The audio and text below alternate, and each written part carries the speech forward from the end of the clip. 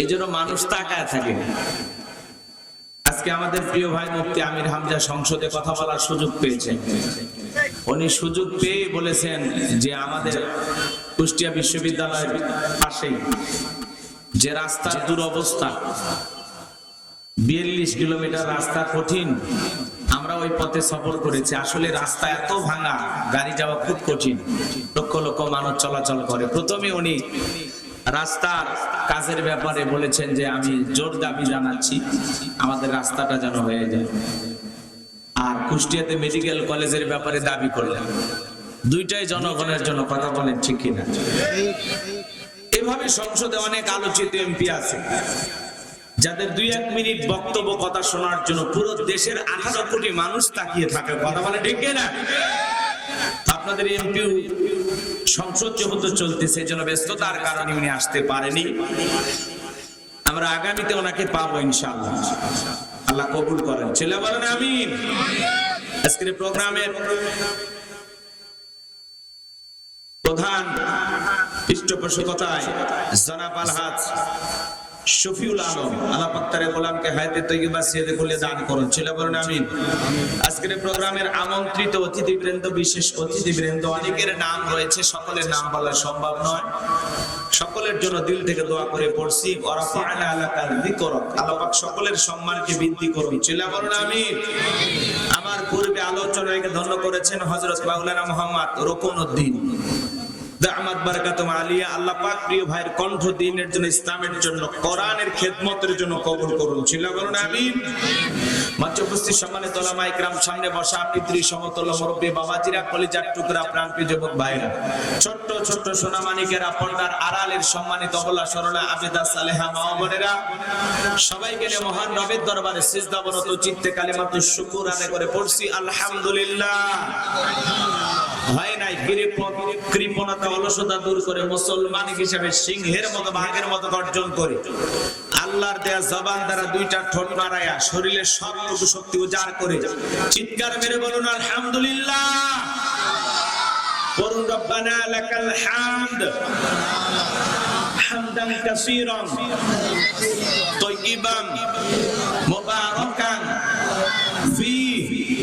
লক্ষ কোটি দরুদ সালাম মানবতার শ্রেষ্ঠ বন্ধু, বিশ্ব নবী, বিশ্ব নেতা, যে নবী আইয়ামে জাহিলিয়াতের যুগে আগমন করে সভ্য মানুষদেরকে সভ্য বানিয়েছেন, অভদ্র মানুষদেরকে ভদ্র বানিয়েছেন, কোরআন নামের সংবিধান দিয়ে কোরআনের রাজ কায়েম কইরা সোনালী যুগ বাহার দিয়ে মদিনার পাক ভূমিতে শায়িত আছেন। সে রাসূলের প্রতি কলিজা ভরা মহব্বত নিয়ে পড়ছি দরুদ সালাম, সকলেই পড়ুন সাল্লাল্লাহু আলাইহি ওয়াসাল্লাম। সম্মানিত ভাইরা আমার, আজকের এই প্রোগ্রামে আসতে পেরে, বসতে পেরে আপনারা খুশি না বেজা? খুশি হইলে আওয়াজ কম হবে না জোরে হবে? কারা কারা বেজার হয়েছেন 2 হাত তুলে দেখান তো দেখি। মাশাআল্লাহ। লালমনিরহাটের হাতিবান্ধার মানুষ তো অনেক চালাক, যারা হাতি বান্ধে রাখতে পারে তারা তো চালাকি হওয়ার কথা, তাই না? আজকের এই প্রোগ্রামে আসতে পেরে, বসতে পেরে কারা কারা খুশি, মুখে নিয়ে হাসি, আওয়াজ দিয়ে বেশি আল্লাহ নামের এমন একটি স্লোগান দেবেন, এলাকায় যদি কোনো ইসলাম বিরোধী উই পোকা, সার পোকা, তেলা পোকা থাকে, ওদের কলিজায় যেন কম্পন সৃষ্টি হয়। আমার আওয়াজ তুলতে রাজি আছেন যারা? বীর মুসলমানের মতো 2টি হাত টান টান করে তুলে দেখান তো তারা। লিল্লাহি তাকবীর, আরো জোরে লিল্লাহি তাকবীর।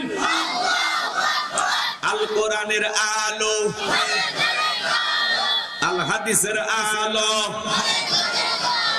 দুনিয়ার মুসলিম, সারা বিশ্বের মুসলিম, আমার নেতা তোমার নেতা, আমার নেতা তোমার নেতা। লিল্লাহি তাকবীর। আল কোরআনের আলো, আল হাদিসের আলো, দুর্নীতির আলো, হাত নামান, অনেকে ঝোঁকে তালে বলে ফেলেছেন দুর্নীতির আলো ঘরে ঘরে যান। বাংলাদেশে দুর্নীতি দমন কমিশন আছে না নাই? এরপরে দুর্নীতি কমেছে নাকি ডিজিটাল কাজে বেড়ে চলেছে? দিন যত খারাপ ছিল দুর্নীতির পাল্লা তত ভারী হচ্ছিল, কথা বলেন ঠিক কিনা? আমরা চাই আমাদের প্রিয় মাতৃ বাংলাদেশ দুর্নীতি মুক্ত আল্লাহ কবুল করুন, চিল্লা বলুন আমিন। আমরা চাই আমাদের বাংলাদেশ মাদক মুক্ত আল্লাহ কবুল করুন, চিল্লা বলুন আমিন। আমরা চাই আমাদের বাংলাদেশ যৌতুক মুক্ত আল্লাহ কবুল করুন, চিল্লা বলুন আমিন। সম্মানিত ভাইরা আমার, ভূমিকা লম্বা কথা নয়, সরাসরি মূল আলোচনায় প্রবেশ করতে চাই। তারপরে দুই একটি কথা না বললে নয়। আমরা যত জায়গায় করণের কথা বলতে যাই বলে হুজুর একটু সাবধানে কথা বলবেন, ভুলে যাবেন না এলাকা কার, ওয়াজ যা করবেন করবেন, খবরদার রাজনীতির কোনো কথা বলবেন না। আছে না নাই? ভাই কোরআন হাদিসের হক কথা আপনি যত সুন্দর করেই বলেন, এক শ্রেণীর মানুষ সহ্য করতে পারে না। আছে না নাই? যত মধুমাখা কথাই হোক, যত মিষ্টি কণ্ঠেই বলা হোক, যত দরদ ভরা কণ্ঠেই বলা হোক, এক শ্রেণীর মানুষ যারা আলেমদের কথাগুলো নিয়ে সমালোচনা করতে মজা পায়। আছে না নাই? এই জন্য পরিষ্কার কথা, কে কি বললো কে কি ভাবলো এইটা দেখে বলার সুযোগ নাই। মনে রাখবেন, আপনার জন্য কেউ জায়গা ছেড়ে দেবে না, নিজের জায়গা নিজেকে তৈরি করে নেওয়া লাগবে। কথা বলেন ঠিক কিনা? ভাই একটু আওয়াজ দেন, আপনারা কি পড়ি একটু আওয়াজ দিয়ে সহযোগিতা করেন। যেভাবে আওয়াজ দিচ্ছেন তাতে মনে হয় আপনারা মনে আবার রমজানের রোজা শুরু করছেন নাকি? আবার কথার সাথে একটু আওয়াজ দেবেন, আমি করবো আওয়াজ, আপনারা দেবেন আওয়াজ, জবাব দিবেন ঠিক ঠিক, আলোচনা হবে কমপ্লিট। শ্রোতাদের স্পিরিটে মানে বক্তার হিট, আলোচনা হবে জায়গা মতো ফিট। আগে বলতাম কিছু আজ প্যান্ডেলে, কিছু আজ অ্যাঙ্গেলে, এখন আর অ্যাঙ্গেলে না, যা বলবো সব ডাইরেক্ট। অ্যাঙ্গেলে বলার দিন শেষ, ডাইরেক্ট বলার বাংলাদেশ। কথা বলেন ঠিক কি না? আওয়াজ দিলে পুরুষের মতো দেবে, পারবেন তো ইনশাআল্লাহ? তাহলে যে কথা বলতে চাচ্ছিলাম, মনে রাখবেন, আপনার জন্য কেউ জায়গা ছেড়ে দেবে না, নিজের জায়গা নিজেকে তৈরি করে না লাগবে। কথা বলেন ঠিক কিনা? এই পৃথিবীর জমিন অসংখ্য নবী রাসূল দাওয়াতি কাজ করেছেন, তাদের দাওয়াতি কাজও কাফের বেঈমান বাধার প্রাচীর তৈরি করে দিয়েছিলেন। এরপরে আল্লাহর পয়গম্বররা শত বাধার প্রাচীরকে ভেঙে আল্লাহর জমিনে আল্লাহর পথে মানুষকে দাওয়াত দিয়েছেন। কথা বলেন ঠিক কিনা? আপনার আমার প্রিয় নবী কালেমার দাওয়াত থেকে কর্ণের প্রসার থেকে মার খেয়েছেন, রক্ত ঝরিয়েছেন, দান মোবারক শহীদ হয়ে গেছেন। সাহাবায়ে কিরাম দ্বীনকে প্রতিষ্ঠিত করতে গিয়ে মার খেয়েছেন, রক্ত ঝরিয়েছেন, জীবন দিয়েছেন।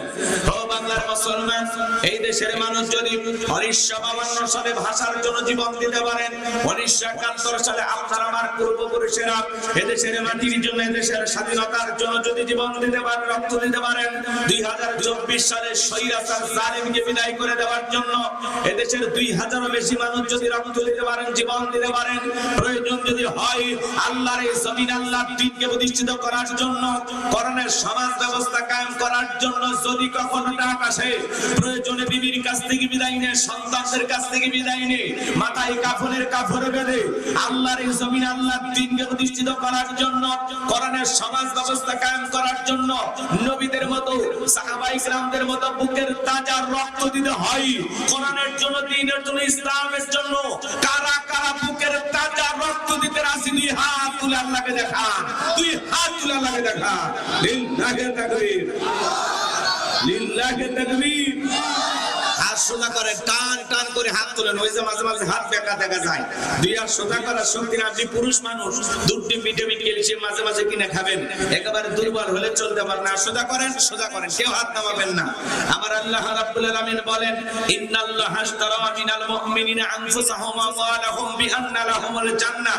সূরা তাওবার 111 নম্বর আয়াতে আল্লাহ রাব্বুল আলামিন জানিয়ে দিলেন, নিশ্চয়ই মুমিন বান্দাদের জান মাল আমি আল্লাহ ক্রয় করে নিয়েছি, বিনিময়ে দেব জান্নাত। বলুন সুবহানাল্লাহ। তাহলে বলেন তো বাজান, আপনার আমার জীবনের মালিক কে? এই লালমনিরহাট হাতীবান্ধার যুবকেরা ভালো করে বলো তো, এই জীবনের মালিক কে? প্রেম করবার প্রেমিকাকে পার্কে নিয়ে যা ডায়লগ দিবা, এই জীবন তোমার, তুমি শুধু আমার, ওরে হাইব্রিড যুবক।